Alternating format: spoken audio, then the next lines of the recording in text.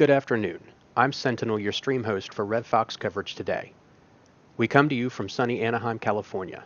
Our ground team is enjoying clear skies with temperatures in the 80s and light winds that are reflective of the climate California is famous for this time of year. Anaheim may not be as famous as its neighboring city, Los Angeles, but it was among the first cities settled in the area. Anaheim was founded by 50 German families in 1857 and in German means home by the Santa Ana River. However, to its Spanish-speaking neighbors, Anaheim was referred to as Campo Alemán, meaning German field.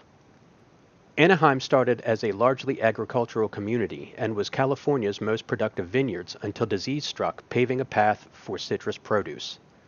The agriculture traditions would carry through until 1955 when the original Disneyland resort was built, shifting the agriculture-based economy to reliance on tourism. With an estimated $4.7 billion in economic contribution to Southern California, Disneyland is not only an iconic landmark, but an essential fixture in the city of Anaheim. Other notable corporations headquartered in Anaheim and relevant to today's event include the Anaheim Convention Center, the second most popular landmark in Anaheim, the Kaiser Foundation, Anaheim Memorial Medical Center, and Tenet Healthcare. Today, RevFoXX is streaming live from the 2022 AAP convention held at the Anaheim Convention Center, alongside other groups such as Parents for Ethical Care, Our Duty, Genspect, Tre Voices, Dykes on the Right, Advocates Protecting Children, Mom Army, Lesbians United, Gays Against Groomers, and Moms for Liberty. Ladies and gentlemen, we now go live to Anaheim Convention Center for coverage.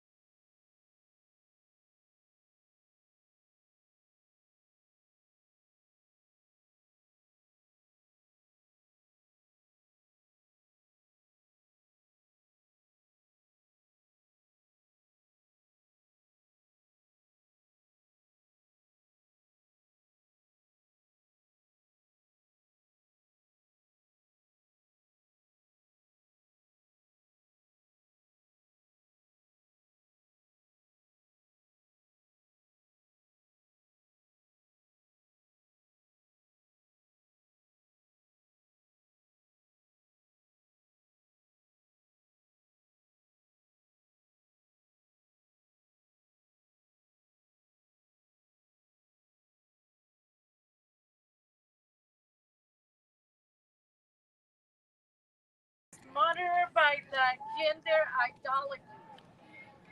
She was taken from me by her school, Arcadia High School, counselors in Children's Hospital of LA, the Department of Children and Family Service in California court, the LGBTQ rights task force, and so many others.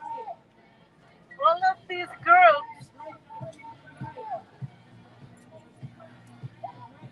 place my daughter gender confusion and gender identity about her mental health, which I beg them to focus on her mental health.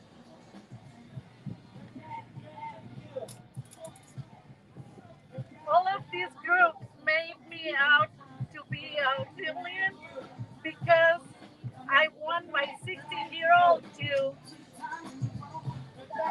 get the mental health treatment she needs instead of injecting her body with testosterone. All of these groups had a hand in removing Gailey from removing Gailey from her loving family. They are responsible for my loss. I am not yet ready to forgive them. I cannot forgive them yet because they are continuing to harm children and young adults as is the American Academy for Pediatrics and Pediatrics is doing suicide. These groups, as well as the California government, are requiring parents to either transition their children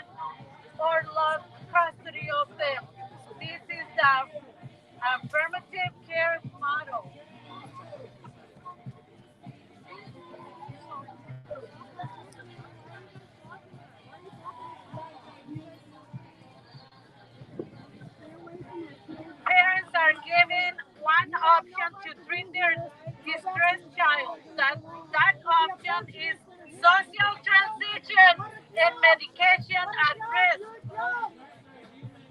Being demand abusive or accused of it for years. I lost custody of my daughter when she was 16 while she suffered severe depression because I refused to call her male name. That was my crime. I named a name and pronoun. Even after I promised to call her a male name, it wasn't enough to rise through. And this school counselor easily convinced the judge that Jaylee will be harmed by me because I did not believe that she was a boy and that she will be better off.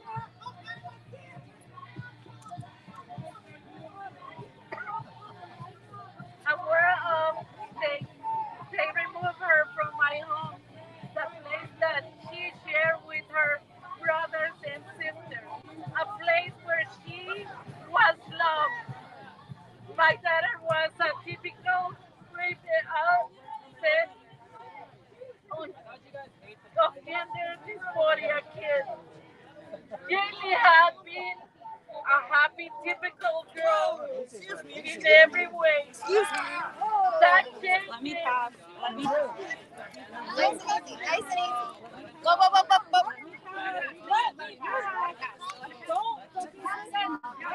Just let her go. Let her go. Let her go. Let her go. Go, go, go, go, go. At least I hope that's how she identifies. No, I It's okay. exactly what you got. Oh, no.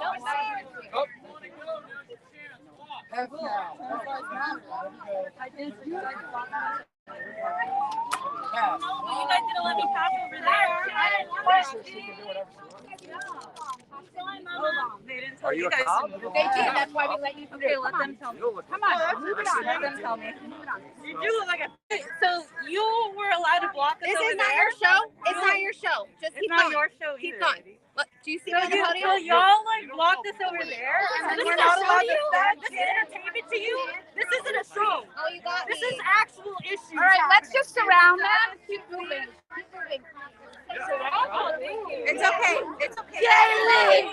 Jaylee! Jaylee! Jaylee! Jaylee! I want my daughter back! Jaylee! Jaylee!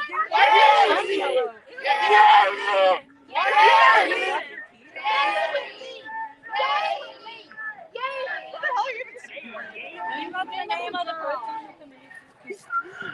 Thank you, Abigail, for sharing with us your story.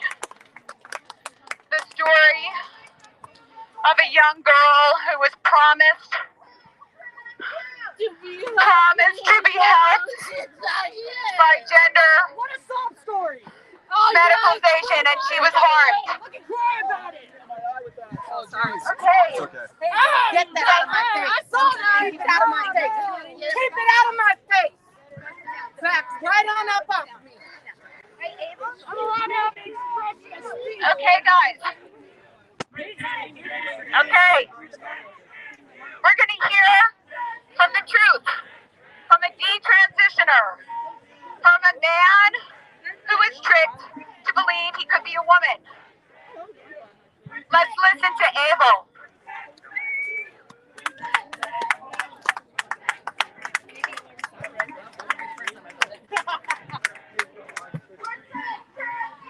Jamie. Is this thing on? Yeah. All right.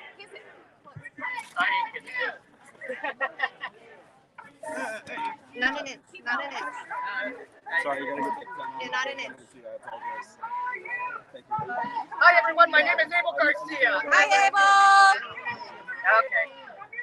Hi, guys. My name is Abel Garcia. As I was introduced, I am a detransitioner. I am a male detransitioner. Whoa, whoa, whoa. Back off, back off, back off, back off, back off. We need to keep the sidewalk clear and the roadway. Keep the pathway on the sidewalk clear. We love cleaning up.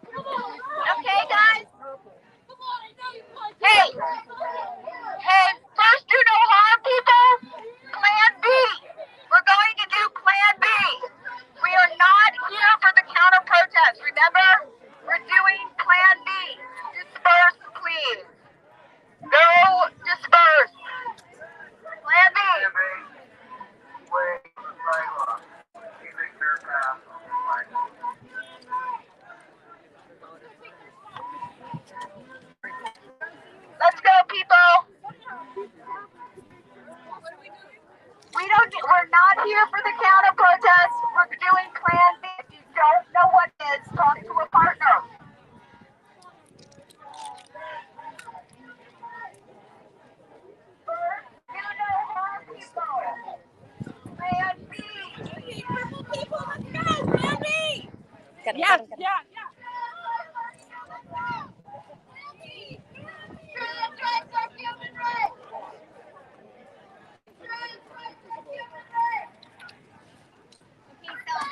Should we take this stuff or what do we do? Probably everything. Randy, can you grab stuff? We need help grabbing stuff. Let's go. It's actually in the conference room. I'll show you where.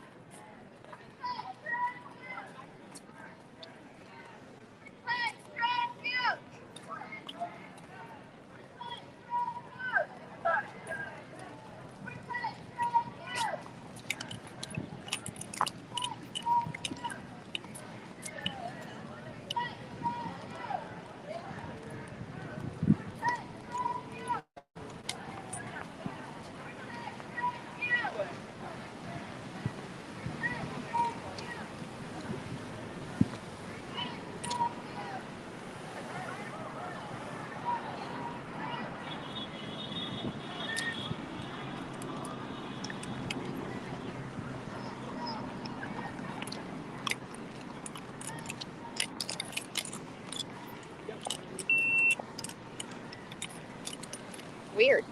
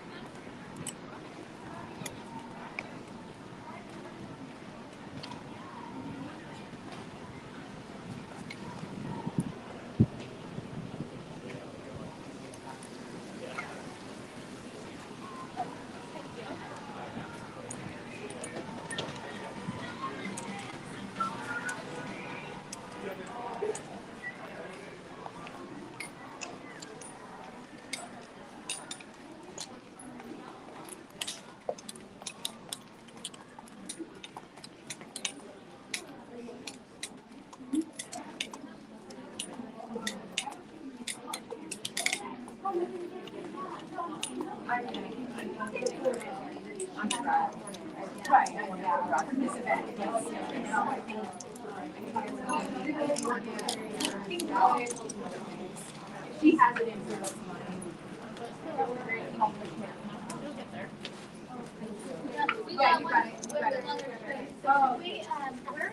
Are you checking her bracelets? You're welcome. If you need a bracelet. Oh, yeah.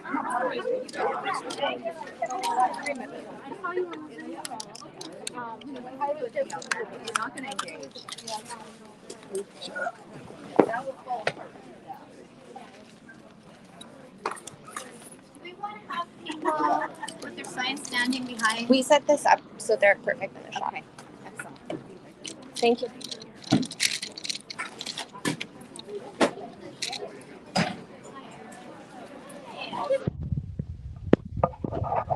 The last one, able to have some more brain space. Yeah.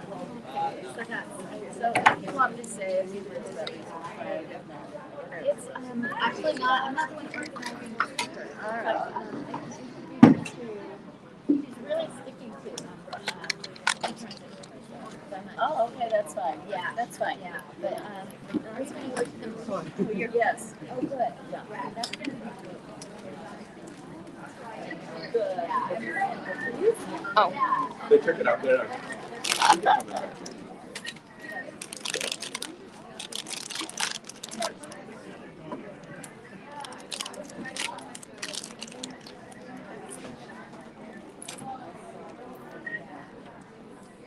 Love your body count. Press it.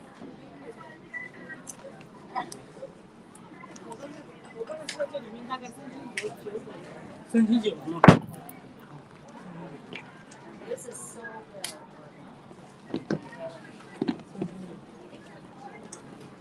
I like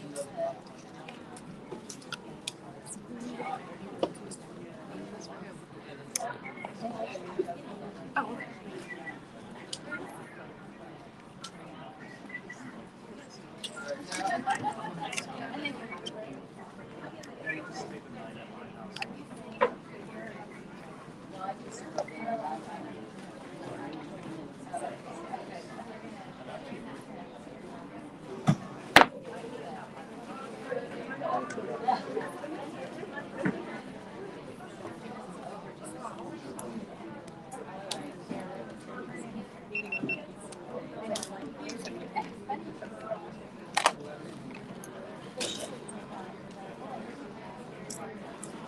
What's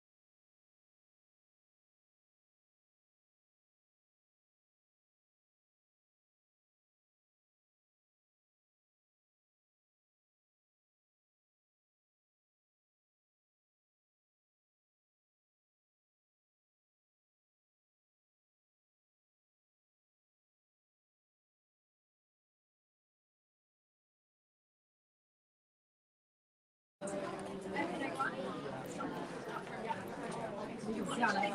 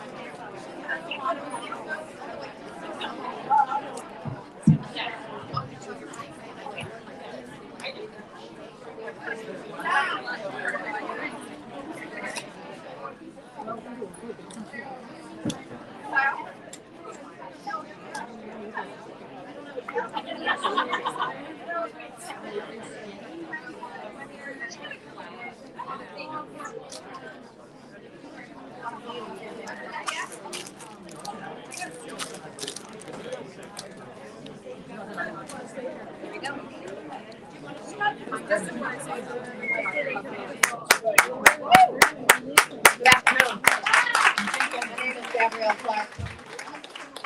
I fight indoctrination every day. We had to move inside Plan B. So if everybody will make their way in.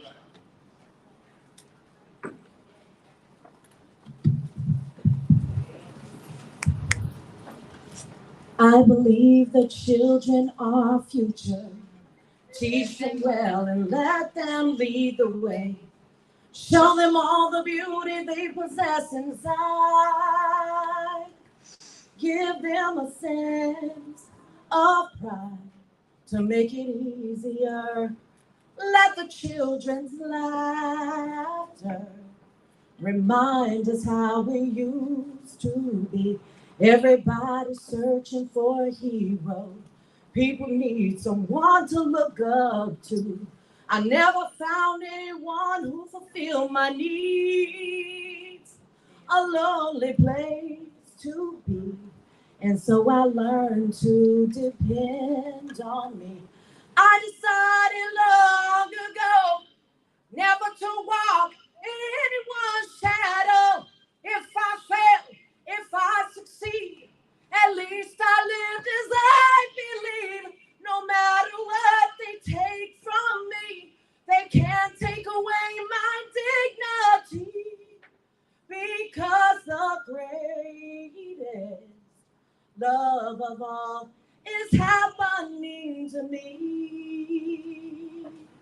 I found the greatest love of all inside of me. Woo!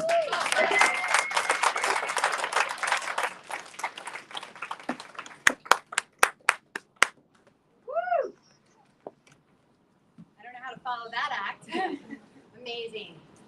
Thank you, Gabby. Thank you, everyone, for remaining calm in the face of insanity. People screaming, yelling, saying awful things. And my team, for the most part, remained calm, collected, and better than them, because we know our message is the truth. Amen. Amen.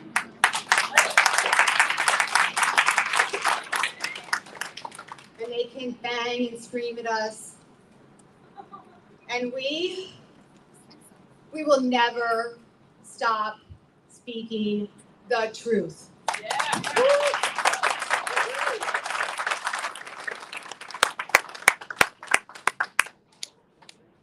Okay. A little hot out there. Is Abel in the room? Over here. All right. I'm lost. Don't worry, I lost myself. Okay, Abel, you've got the stage. Can I have 10 seconds, please? Sure. Of course you can. I like something already. Slowest 10 seconds ever. All right. Come on up. I'm gonna need a minute though. Yeah, well, let's give Abel a round of applause while he's getting ready.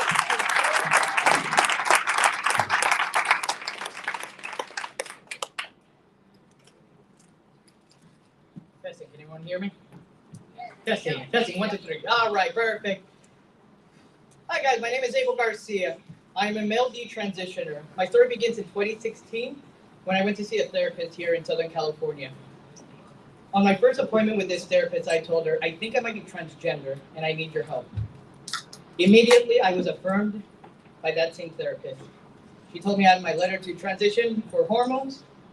And when I asked her why, she told me that she did not want to gatekeep me. I did not accept the hormones that day. I waited a couple of months. Eventually, my father took me to Mexico, which was the incident that, looking back now, is what caused me to transition. So my father took me to a brothel in Mexico. To make that story, long story short, I was with a prostitute against my own will. After that incident, I, like I said, continued going to this therapist and eventually accepted the hormones. Not even a year into hormones, that another medical professional had given me a letter to have surgery.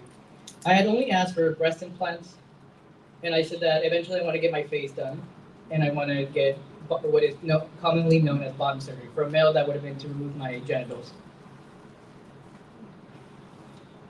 Like I said, so I only had asked for top surgery. After that, a few weeks later, I get in the mail a letter from my insurance saying that I've been approved for both top and bottom surgery. I ignored the letter for bottom surgery, but I did eventually get top surgery. A few months after I got top surgery, after all the euphoria ended, after all the love bombing had ended, after every type of support that I had ended for me, one day I just woke up and I was looking at myself in the mirror and I was looking, what am I doing to my body? I realized that no matter what I did, hormones, surgeries, even if the world accepted me as a woman, I would have never been a woman. All I was is a carbon copy of a woman, a caricature of a woman, what I believe a woman was. But I would have never known what a woman truly is, as I am not a woman. I was just a man pretending to be a woman. So after that, I went to see my therapist, the one who affirmed me right away, and I told her, I think I made a mistake. What's going on? She told me, it's not because I made a mistake, it's because I have childhood trauma that is resurfacing. I'm sorry, guys. I'm a little everywhere. And that because I just had surgery and I was recovering. After that, I decided, you know what? I'm not going to see her. I went to a second therapist and I said, I think I made a mistake. What can we do? He did not agree with me wanting to detransition. Instead, he told me I should not be too cavalier with my gender identity regarding detransitioning because I don't know the full extent of the damage that can be done to my body. Now, I think y'all just caught that.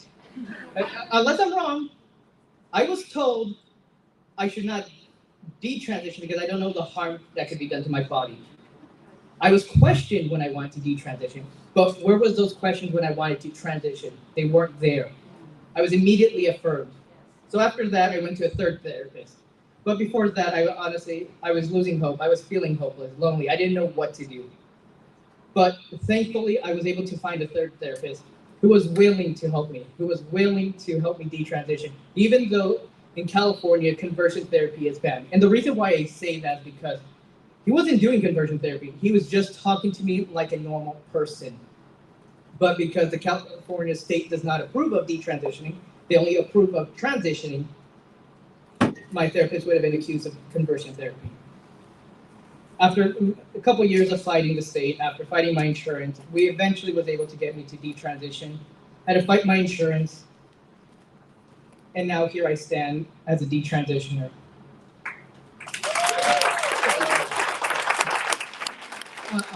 Sorry. So the reason why I'm here today, I'm here asking the AAP to take a stance, to take a step back from the current model right now, because the only model we have right now is to affirm and affirm only. We do not ask questions of why a child wants to transition. If we ask those questions, as y'all already saw, we have protesters accusing us of being transphobic, of being hateful. But we are not hateful. We do not want children to be harmed. These children are going to be sterilized for the rest of their life. They're going to be on expensive drugs. And how many surgeries are they going to have that have high complication rates? So again, I am here asking the AAP to take a stance and to look at the current model we have, because we cannot be harming our children. We cannot be harming young adults. Thank you very much, guys.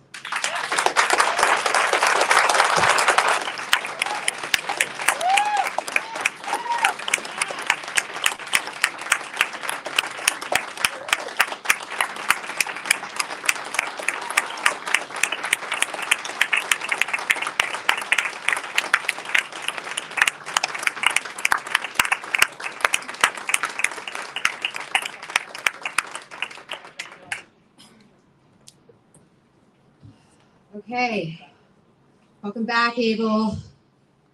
Welcome back to your male sex.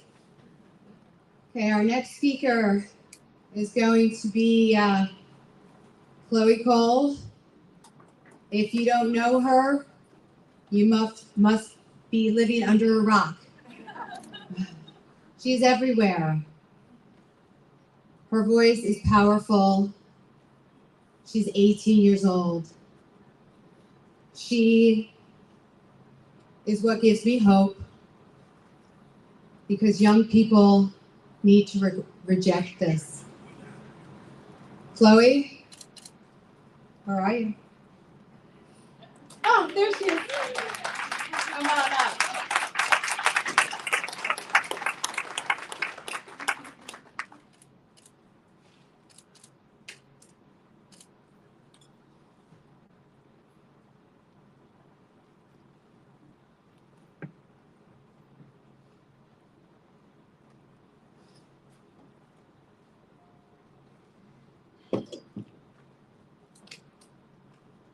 There was once a time that I believed that the worst thing I could be was female. I felt isolated from those age. I fit in better with the boys.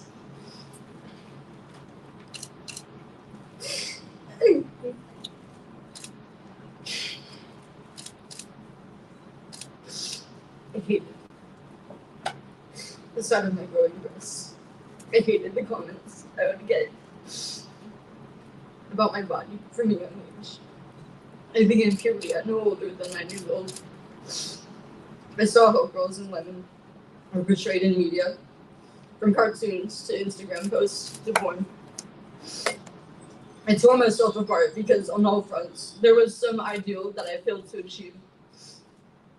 I had no strong female role models to base myself off of, only the clumsy caricatures of women that I saw on screens. The girls and women I knew growing up always talked about how horrible being a woman is, how terrible periods are, how unbelievably painful pregnancy and childbirth are, and never the blessings that come with any of it. This association with femininity was inevitable. My double mastectomy at 15 years old was also, unfortunately, inevitable. Afterwards, I learned that this was a universal feeling among girls and young women, and that most of them grew out of it relatively unscathed. I wasn't afforded that luxury. I was fast-tracked down a destructive path, including puberty blockers and testosterone, at 13 years old, by the very physicians that meet here today. I'm Chloe Cole. I come here today to represent fellow detransitioners and to sound the alarm on these abusive practices. Yesterday, I announced Lesbians United, an organization dedicated to supporting detransitioners and their causes. Our first initiative was to write a letter to Attorney General Merrick Garland in response to a letter AAP, APA, and Children's Hospital Association sent to Garland, requesting censorship of criticisms of the so-called affirmative care model. The letter reads as follows. Dear Attorney General Garland, we are writing as a group of individuals who formerly identified as transgender. Many of us were young teenagers when we decided, on the direction of medical experts, to pursue irreversible hormone treatments and surgeries to bring our bodies into closer alignment with what we thought was our true gender identity. Many of us had extensive histories of mental illness. Many of us had experienced significant childhood trauma. But all of this was ignored because we uttered the word gender. This utterance placed us on a narrow medical pathway that led us to sacrifice our healthy bodies and future fertility in obeisance to the claim that our suffering was the result of having a gender identity that did not match our biological sex. In other words, we were born in the wrong body. We didn't know better. We were young, and we trusted our doctors. Our parents were also misled. They were told the common myth that if they did not affirm our new identities, which entailed fully approving our medical transition, then we would likely commit suicide. Given these options, what loving parent wouldn't choose to transition their child?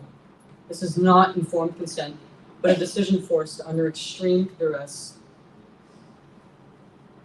Some of us have chosen to speak out publicly about the harm that gender-affirming care has caused us, but most detransitioners choose to remain silent or anonymous, because unlike the joyful and supportive communities that welcome all who transition, no such loving community awaits us. Instead, we are routinely harassed and browbeaten into silence for being an inconvenience to proper narratives around gender.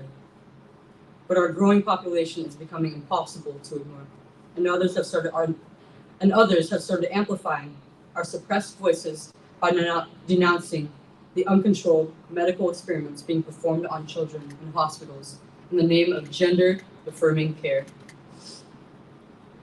The American Medical Association, American Academy of Pediatrics, and Children's Hospital Association fully endorse the gender affirmation model of care, which prevents medical professionals from questioning a child's self-reported transgender identity and from exploring possible underlying factors causing their dysphoria.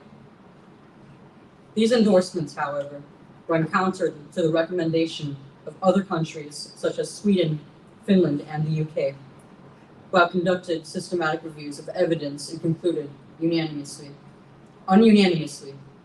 that the risks and uncertainties outweigh any known benefits. American medical organizations have not conducted a systematic review of the evidence. Their recommendations are based on a small number of badly flawed studies and ignore contravening evidence from other studies, precisely what systematic reviews are meant to prevent. The recent letter by these groups calling on the DOJ to put pressure on social media companies to censor who they portray as high-profile users on social media sharing false and misleading information is nothing more than an attempt to silence the reasonable voices of concerned critics calling for a more cautious approach to experimental medical practices impacting vulnerable children. We condemn all violence, threats of violence, and intimidation directed at physicians and hospital staff without caveat. And anyone who engages in such behavior should be prosecuted to the fullest extent of the law. But we also cannot ignore the harms being carried out against countless children in the name of gender affirmation that constitute much more than just mere threats. We bear the literal scars of this medical violence. The medical safeguarding of children should not be a political issue. Since truth is a prerequisite for justice, we must ensure that the already hot embers of political tribalism are not stoked. Children deserve the best evidence-based medical care available. Silencing the victims and critics of gender-affirming practices is not a pathway to truth and justice, but to ignorance and further harm. Please do the right thing. Children deserve better. Thank you.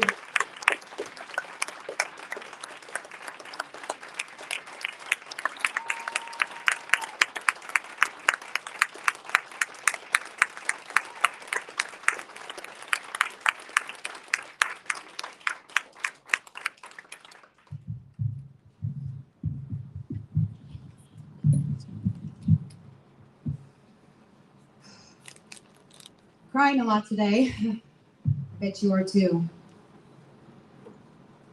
Let's hear from another young woman who was tricked by the medical community that there was something wrong with her body. Let's give it up for Kat Cattison.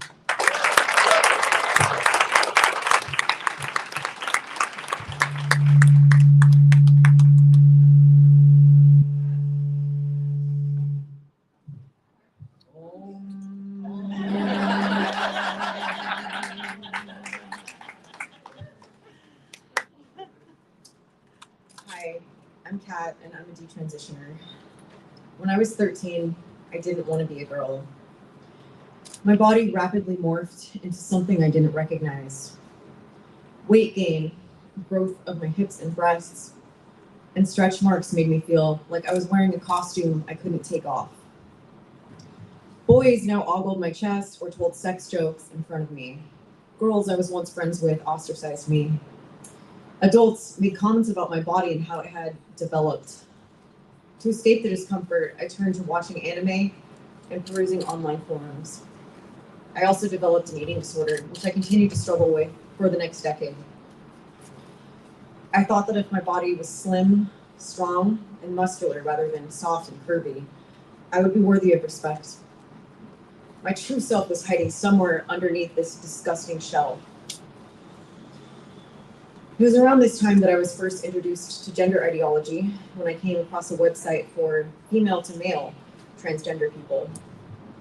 I learned about gender dysphoria, described as the uncomfortable feeling of incongruence between one's biological sex and her gender identity. I know it's a lot of air quotes.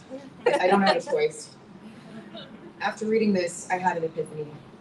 Gender dysphoria, that's what I have.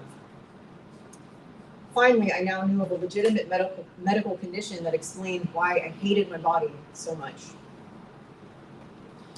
The website included photos of bearded trans men with prominent scars on their chests. I learned that if a person had gender dysphoria, it meant he was transgender, and the only treatment was to transition. There were links to buy binders and packers, find out how to obtain testosterone, and access legal name change information. Basically, a one-stop shop for transitioning. This easily accessible website had sections completely inappropriate for 13-year-olds, like how to have sex as a trans man, the various types of bottom surgeries, meaning phalloplasty, metoidioplasty, hysterectomy. Someone in the forum boasted that her phalloplasty result was identical to male genitalia in appearance and function, leading me to believe that complete sex change was possible. I could be a man, and I had been right. My body was the problem. It wasn't aligned with my male brain, and I couldn't be happy until I transformed myself with hormones and surgery. I decided that as soon as I was able to, I would take all the measures necessary to transition. This was back in the early 2000s, so it wasn't so easy. I was not affirmed by my parents, teachers, peers, or my pediatrician, but I never stopped longing for life as a man. If I was a California teenager today, my delusion and self-hatred would have been affirmed. I would have been told that yes, my body was the problem. I would have been offered puberty blockers, which could have led to permanent effects like osteoporosis, stunted brain development, infertility, and lifelong sexual dysfunction. I may have had my breasts removed before they were finished growing. I could have had a hysterectomy, greatly increasing my risk of heart disease and leaving me dependent on testosterone injections for the rest of my life. After years of obsessive rumination, I began medically transitioning. Testosterone did not prove to be a magic elixir as I had hoped. It caused health issues and the loss of my singing voice. I was a semi-professional singer, so this impacted me financially as well as physically and emotionally. I made the difficult but worthwhile decision to detransition. While I still have to work through continuous vocal discomfort and pain, I survived adolescence and early adulthood with my body intact. I still have the option to have children, breastfeed, and have intimate relationships. But tragically, a rapidly growing number of detransitioners cannot say the same. Here today are people of all ages who have suffered irreversible physical and psychological damage due to being ushered down the trans path. And our stories are just the beginning. Today, gender ideology is being taught in schools, promoted on social media, and even featured in kids' TV shows. Children are being groomed to believe they could be in the wrong body and that it's perfectly acceptable to reject the biological reality of your sex and seek surgery to change it. The number of youths identifying as transgender in the US doubled between 2017 and 2020, recorded at 300,000 as of 2020. And this is likely even higher now. WPATH, which proposes guidelines by which the AAP abides, recently removed the age requirements for gender-affirming procedures and all safeguards. From WPATH's self-described Standards of Care version 8, Appendix D, an adolescent must demonstrate the emotional and cognitive maturity required to provide informed consent/assent for the treatment. Let's be real. No adolescent can consent to this. Consent laws exist because we are aware that the human brain does not fully develop until approximately age 25. If a minor cannot consent to sex before age 18, drinking alcohol before 21, or renting a car before age 25, why does WPATH and the AAP consider them capable of consenting to experimental drugs and disfiguring surgeries?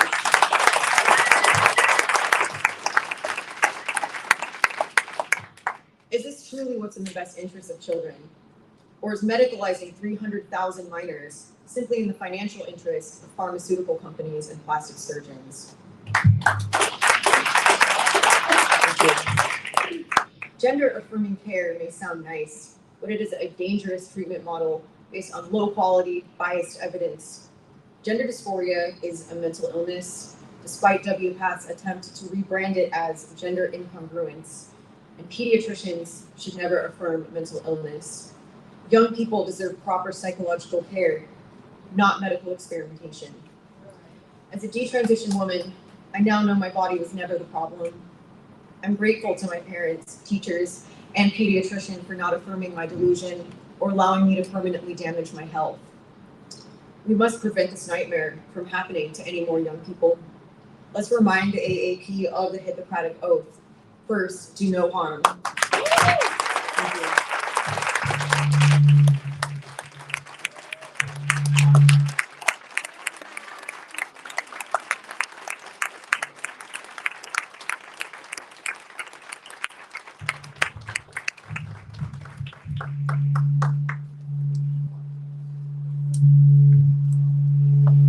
Stand back.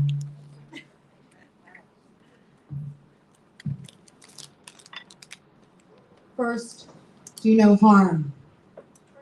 First, do no harm. First, do no harm. First, do no harm. First, do no harm. This is what doctors signed up for when they became doctors. They need to remember that. It's a simple phrase. First, do no harm. Therapists too. Endocrinologists. They're all in there. Teachers. Thank you, Kat, for sharing your story with us. Next up, we have Scott Nugent, a woman who fell prey to the gender ideology as a grown-up.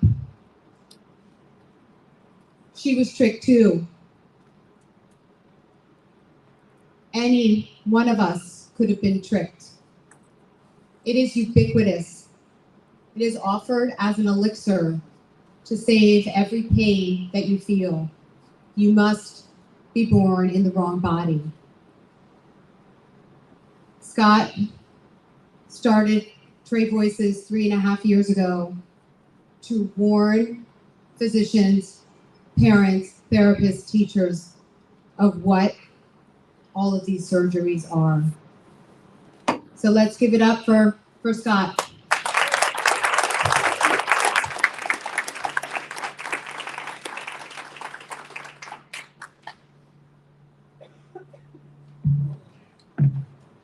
Hey everybody, kind of an exciting day, right? Before I start my speech, I just want to say to everybody that came up and spoke, Chloe, Kat, everybody, this is really hard to do. If you step back and think, what we're doing up here is we're saying, hey, we did something really stupid, and don't be as stupid as us. It's hard to do. So I want to thank everybody who did that. So that's very, very hard to do. So when the younger kids were up here, they had, of course, no glasses. And they had computers. It was geriatric time. Scott, just come a little closer to the mic. Is that good? My name's Scott Nugent. I'm a lesbian and I'm a trans man. I'm a person who underwent a massive amount of irreversible surgery and cross-sex hormones to create an illusion of a male for comfort. But I am still a woman, and I will always be a woman. My most important label is that of a parent.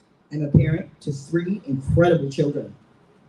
And as a mother, and as a woman who has given birth, carried life, and as someone who fell for the relentless onslaught of glitter bombs and unicorn farts, as I call them, I ask, beg, and plead that the American Academy of Pediatrics to reverse course today. Not tomorrow, today. Not when you hear from more young teen transitioners, today, right now. Stop pushing puberty blockers, hormones, and surgeries on children and youth. Stop telling kids they were born in the wrong body. They are just different. Different is okay. In fact, different is a superpower. The problem is being different is not embraced during adolescence. It takes time to accept your differences. I wish I had embraced my differences earlier. If I had, I would not be standing here today in front of you as a trans man with my health destroyed. My discovered purpose in life is to educate people that being unique is not a cause for medical intervention, but that these children need people in their lives to help them embrace, accept, and love themselves for who they are, not a delusion of something they will never become. In my 40s, I found myself in a vulnerable situation. I was in a relationship with a Catholic woman who soothed herself with the idea of being attracted to me as a woman, that somehow I was a man trapped in a woman's body. I reached out for help and met with a trans woman therapist who goaded me along. In our first meeting, she asked me, "So how long have you been dressing like a man?" If you knew me, you would know how silly that sounded. I had earrings on, makeup. Nobody would mistake me for a man.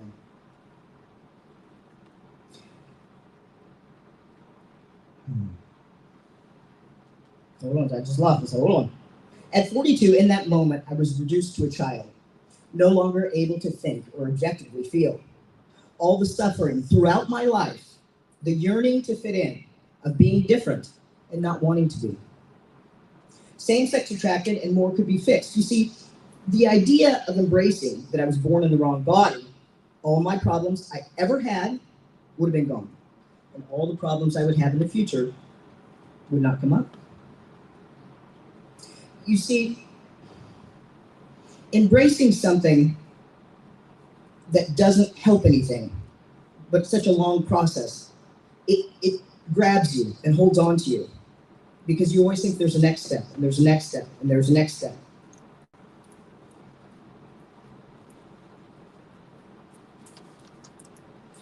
You see, I was loud and pushy. I was strong-willed and forceful. I was sporty and smart. I was successful in a mainly male-dominated sales field. On the other hand, I was feminine, and men were constantly trying to cure me, prove to me, and ultimately break me of my attraction for women. I was tormented for being gay. I felt that I belonged nowhere. I was different, yet unable to accept my differences. Just like these kids who believe that they're transgender today. Every forward step in my transition, at first, brought elation, but it was ephemeral. As the joy faded, I was encouraged to take the next step, and then the next step. I was not only a cash cow, I was a willing disciple. I'm 7 years post-trans, and just like the only long-term study predicted, I have regret. But after nearly dying from transition surgeries, I cannot detransition. I cannot endure another knife into my skin or open myself up for more stares and questions. I accept my body today because I have to. So now let's jump to kids. Kids with no life experience, kids who are awkward, uncomfortable in their skin, the children that genuinely don't fit, the autistic kids, the abused kids, the mentally ill kids, the gifted, artsy, and of course the same-sex attracted kids. These are the vulnerable children who are looking for a way to belong or for a way to escape their weirdness, their superpower of being different. They go to school and hear from their teachers that they can change their gender, change their name, and become somebody else. They believe the lie that they can be cured of their differences.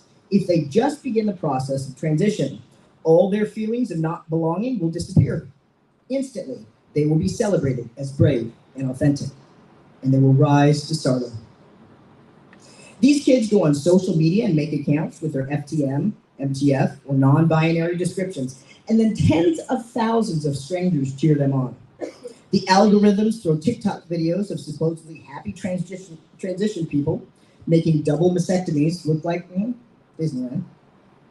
Surgeons advertise their services to children. Influencers instruct children on how to lie and get hormones and puberty blockers without their parents even knowing. Boston Children's Hospital created a series of lighthearted videos explaining the various surgeries that are available for teenagers and young adults, as did the Children's Hospital of Pittsburgh. We know that girls are getting their breasts cut off at 13. 13. We don't know anything at 13. I didn't. Hell, I didn't even know anything at 42. We know that little boys are getting drugs that stop their penises from ever growing. Turn on the TV, and you can watch a reality show of minors going through surgeries that invert their penises into fake vaginal cavities. These children need to be permitted to grow and go through natural puberty. They should have a chance to get comfortable in their developing bodies, but instead the medical community is pushing gender non-conforming children into having medical procedures. Many of these kids would just turn out to be gay. Instead, they are lifelong medical patients. Each patient gives the medical complex millions of dollars. In exchange, they continue to have complications, difficulty finding romantic partners, and they will never have biological children. If the current rate of kids that are being transitioned continues, we're going to have a whole generation of sterile human beings, and we will have turned a whole generation of children into medically induced lifelong patients without ever having one disease. If I, as an adult, couldn't resist the allure of the quick fix elixir, do you really think somebody can with an immature frontal lobe? Mental health, love, and compassion are what these children need, not hormones and knives. They need to be told that it is okay to be gay, autistic, mentally gifted, mentally ill, artistically gifted. That it's okay to be weird and different. They need to be told that being different is a superpower. Pediatricians, please help. Please don't accept children's invented gender identity that is not compassionate care. Look at the casualties and why and what else is going on. Don't send kids to get hormone surgeries. Let them hold on to their childhood and their health. You see, the media has been hiding the truth, and we're showing it to you right here today. If these doctors truly believe in the oath of do no harm, well, I'm afraid they're at a crossroads. And that crossroads is, are they going to brace the heat that always comes from truth, or are they going to cower from it? Because if they cower from it, we're going to have a whole generation of kids butchered. And I ask that you act accordingly and do the right thing. Thank you.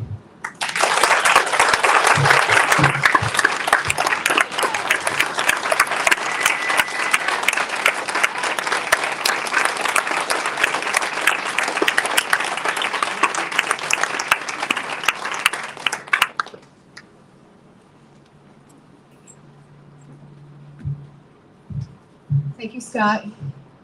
All really amazing stories, true stories. These are the truths. These are the truths that the mainstream media needs to hear, that they're hiding from the American people, that they refuse to report on. They refuse to hear the truth. But we're here to tell them that we are going to continue to speak. There is a very brave pediatrician here, Julia Mason.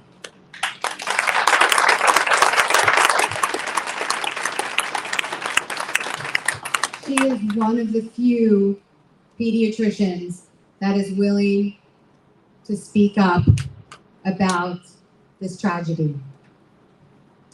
She was one of the authors of Resolution 27.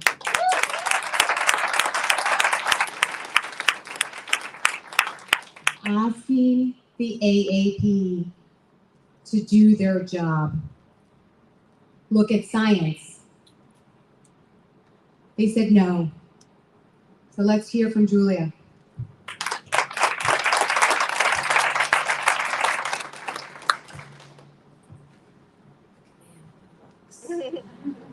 Hi, I'm Julia Mason. I'm a pediatrician. And I trained in pediatrics starting in 1993, not far from here in Los Angeles at Children's Hospital Los Angeles. And I, graduated from medical school, I guess, in 1993. And we did actually make that oath, the oath that says, primero non cere, first do no harm. My alma mater is doing a lot of youth transition right now, but I don't live in Los Angeles. I'm up in Portland, and I started to get concerned about the numbers of kids I saw who were presenting with a recent onset of gender dysphoria. And the first couple I sent to the gender clinic, but I figured out pretty quickly that absolutely every patient I sent to the gender clinic was being affirmed and transitioned.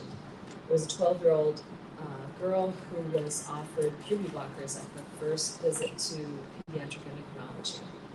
And that seemed rash. And so I started looking for more information. I actually hadn't noticed that the AAP put out their 2018 statement. They didn't make a big fanfare about it. They just sort of published it in the Journal of Pediatrics, which I was getting, but I wasn't reading all the articles on it. And I actually found James Cantor's article fact-checking the AAP prior to ever finding, prior to reading the actual statement. And the amazing thing about that statement is that it was written by a young doctor, Jason Rafferty, and it was not fact-checked. Like, nobody checked his references. They did have a disclaimer on it saying that, Jason Rafferty wrote this and he's responsible for what it says, but a bunch of pediatricians put their names on that. And then it was pointed out that there were errors and there was silence from the leadership. They didn't take it down. They didn't reconsider it. They just decided that they were gonna, ignore this criticism and keep going. And that's kind of where it's been going since then. I went to the last in-person AAP meeting, which was in October of 2019, so prior to the pandemic.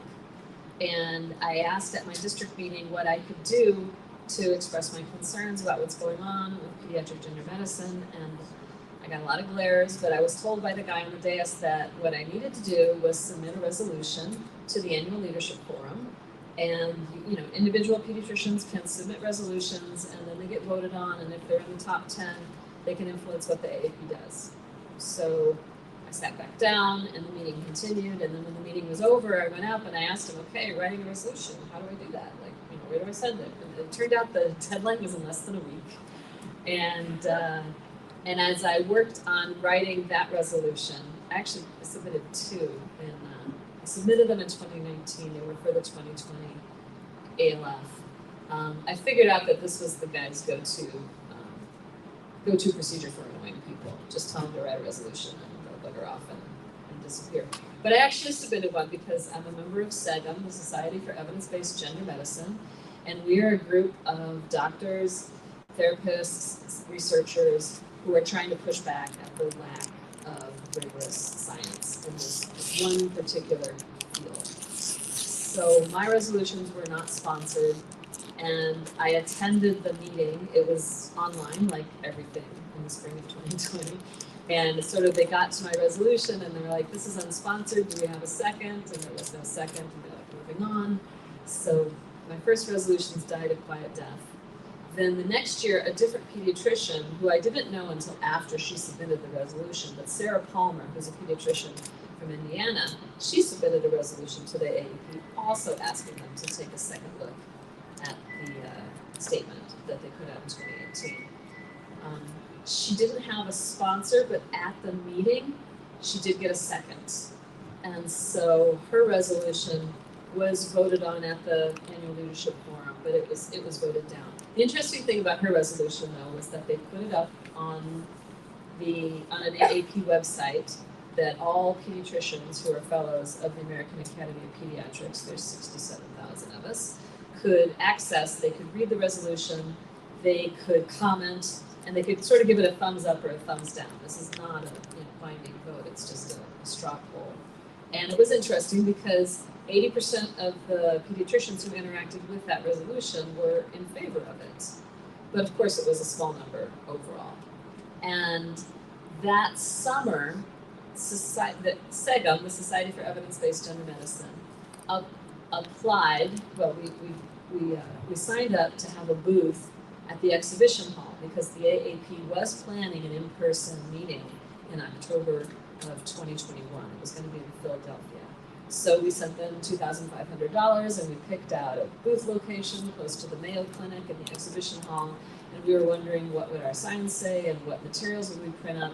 And then we got an email from the AAP saying, the AAP reserves the right to decide who can be in our exhibition hall, and we've decided you can't. And we asked for, feedback, like what is this based on, and we got nothing. We got like a brick wall. And the meeting actually got canceled because of the Delta wave of COVID. But anyway, that's what happened in the fall of 2021. In the spring of 2021, we were thinking again about writing a resolution. We had thought that we had somebody who was going to sponsor our resolution, but they went to a leadership meeting, and I'm not sure what was said to this person, but they came back at us and said, these statements come up for renewal every 5 years, and that's 2023, so it's going to happen anyway. They're going to look at it, and so there's really no need for a resolution. And so we didn't have a sponsor, but I decided early in March that we needed to submit another resolution. And so we submitted it. It's in the packet of material. The entire text of the resolution is in that small piece of paper about Resolution 27. And it simply asks that the American Academy of Pediatrics conduct a systematic review of the evidence. This is a thing that has been done in Sweden. This has been done in Finland. This has been done in the United Kingdom. And in Sweden and Finland, they've pretty much stopped doing pediatric transition. And in the United Kingdom, they definitely seem to be backing away from pediatric medical transition. There have been statements out of France and New Zealand also expressing concern with what's happening. But here in the United States, we can't get anybody to listen to us. About a week ago, I sent out an email to 150 AAP leaders because my co-author of a piece I put in the Wall Street Journal wanted to just have a chat with one of them, and I've gotten 2 responses. And one was from a very nice man from Rhode Island who said, I was also worried about pediatric transition, but then I went to a workshop at my local children's hospital and they explained it to me. And so maybe you should go to your local children's hospital and they'll explain it to you. And then another one from a chapter president who was very much like, I would not presume as a general pediatrician to understand this, and I rely on the world-class subspecialists that we have at our children's hospital. So in conversations with friends that I trained with, they tend to say things like, this is all very confusing and complicated, and I don't understand it, and so I just want to refer to the specialists. And then I have to say to them, the problem is that the specialists don't do any kind of evaluation, When you're at the specialist clinic, they just affirm. And I'm worried about my professional organization, the American Academy of Pediatrics, because I fear that they are putting themselves in danger of lawsuits. There was nobody else who was willing to say, this is how you identify the child that will benefit from transition. The original Dutch protocol had years of evaluation and was still kind of lame. But the AAP just kind of leapt into that breach with that 2018 statement written, I think, primarily by one enthusiastic young doctor who said, the way you know whether a kid is trans is you just ask them and then they'll tell you. And if they say they're trans, and that's the end of that. Then you affirm. Now there's one bit of hope. I had an op-ed in the Wall Street Journal where I, chided the AAP for being so unscientific, and they did respond in the Wall Street Journal, and they gave a new definition of affirmative care, which had a lot of things I agree with. I'm going to try to remember the words. They said that it's not always medical treatment and surgeries. In fact, comma, for the vast majority of children, we recommend the opposite. And I'd really like to push on that and find out what does the AAP mean when they say they want to they want to recommend the opposite, because that sounds awesome. Mm-hmm. And I think we should pursue that path. I don't know. Just now at the plenary session, the current president of the AAP talked about the threats and danger to pediatricians in children's hospitals, and told the pediatricians in the plenary session, thousands of them, that they should not engage with the protesters that are outside the gates of the convention center. So it's going to be hard, but all we can do is keep offering the information and see if we can get through, because I really feel like most pediatricians are not on board with this. I don't think most pediatricians feel like the best solution to an unhappy 12-year-old is to block their puberty and put them into menopause. That just doesn't seem great. Wow, that was a great stop. That's what I get for not writing anything off. Anyway, thanks everybody for coming.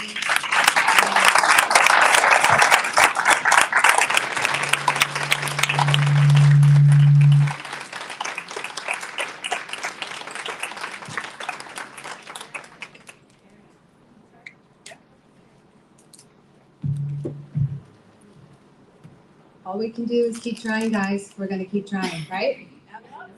Yeah, we're going to grow our numbers. We're going to get louder. We're going to get more strategic. We're going to end this. Yeah.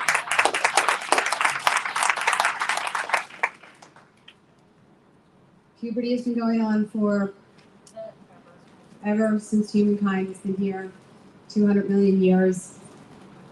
It's never been deemed a disease, a problem. Now it is, so we need to stop that. I want to personally thank all of our speakers for being so amazing, taking risks. I would say the B word, but I can't use that word anymore because they stole it. That word brave, I won't use it anymore. They've stolen a lot from us. We're not going to let them steal anymore. So, it's hot out. I don't know what's going on out there. I don't know if our counter-protesters have gone home. A lot of them tried to sneak in here. We stopped them. Thank you, security. Thank you, people manning the table. We caught every single one of them. Yay. It's pretty easy. They wear a uniform. They're usually not sober. So at this point, we're going to adjourn. Those of you who still have some energy and still have it in you can go back out there with your signs.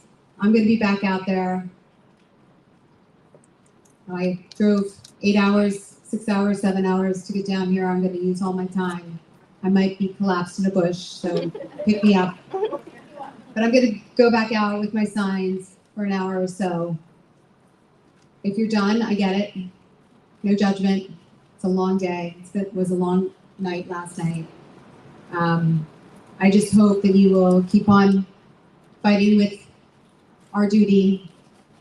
I want to give a special thanks to, I'm not going to say her name because she's undercover, but she knows who she is. Elle, our designer. G, my partner in crime. Seek and Celeste, who helped put this together. It couldn't have been done. You know, I'm just saying there's the Pediatric Endocrine Society in May in San Diego. And yeah, and if, you know, like Julia said, she doesn't think that most pediatricians are on board with this. I have to agree, there are some outliers, and they're pretty vocal. But the pediatric endocrinologists, not so forgiving. They're the ones meting out the drugs and the puberty blockers. And maybe they're innocents too, but I have a hard time believing that. So, May, get your shirts, order them. Look out for the email. All right, guys, thank you so much again for coming.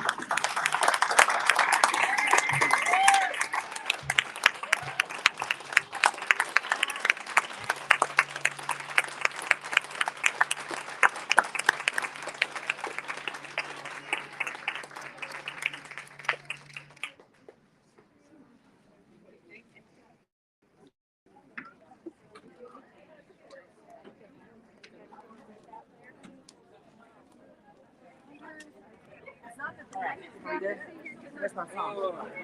I'm going outside.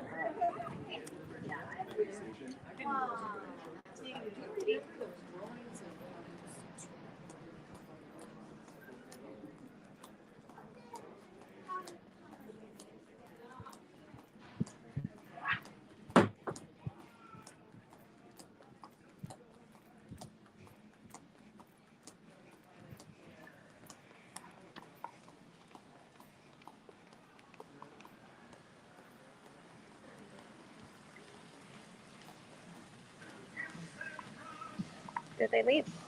Oh, they got 10 left. All of them. There we go. 10 of them. Thank you.